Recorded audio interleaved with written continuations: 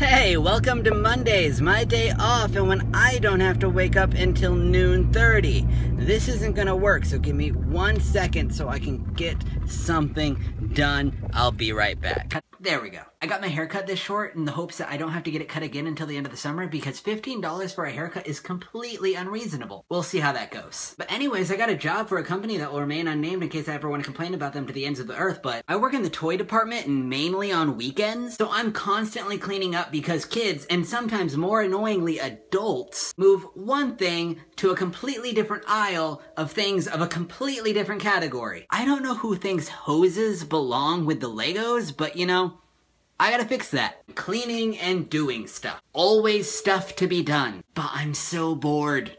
I'm so bored. Jobs suck.